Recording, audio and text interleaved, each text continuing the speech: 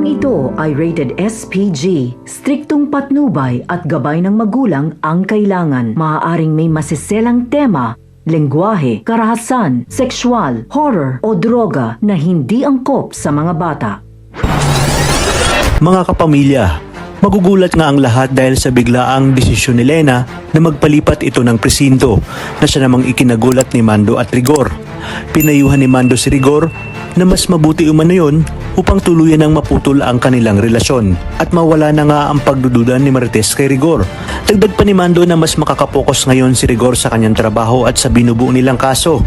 Hindi nila alam na kaya pala nagpalipat si Lena dahil siya ay nagdadalang tao at ang ama ng kanyang pinagbubuntis ay si Rigor. Batid kasi ni Lena na malaking gulo ito kapag nalaman ni Marites at upang hindi na sila maging usap-usapan ni Rigor sa presinto. Sa kabilang banda, matapos kang makuha ni na Amanda at Primo ang kanilang pera, ay agad na sinabi ni Amanda na umalis na sila dahil baka matuntun pa sila ng mga tauhan ni Agustos. Ngunit iginiit ni Primo na maghintay na muna sila dahil baka bumalik si Lucio.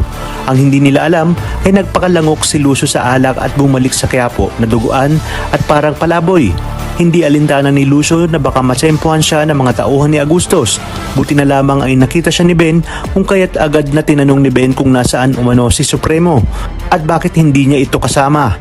Kaya naman sinabi ni Lucio na wag nang mabanggit-banggit ni Ben ang pangalang Supremo dahil kinamumuhian niya ito. Dito na nga napag-alaman ni Ben ang lahat ng hinanakit at sama ng loob ni Lucio kay Supremo.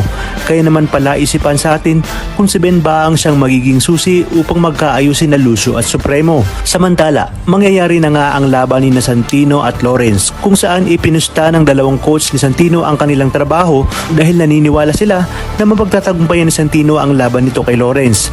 Ngunit sa mga unang round pa lang ay mukhang dehado na itong si Santino. Makakabawi pa kaya siya sa oras na makita niya si Anika kung kaya't magagawa nitong talunin ang tokmol na si Lawrence. Sa kabilang banda, nauunawaan na ngayon ni Celso ang tunay na pinagdadaanan ni Tanggol matapos sabihin sa kanya ni Bubbles ang sinapit nito sa pagkawala ng pinakamamahal nitong si Mokang. Napagtanto niya rin na matino at may prinsipyo si Tanggol dahil nagawa nga nitong sugurin si Bong dahil sa pamabastos kay Bubbles at paglalapastangan sa kanya. Kaya naman di kalaunan ay makikipag-ayos ito kay Tanggol at sasabihin sa kanyang mga kasamahan na suportado nila ang laban ni Tanggol labang kay Bong.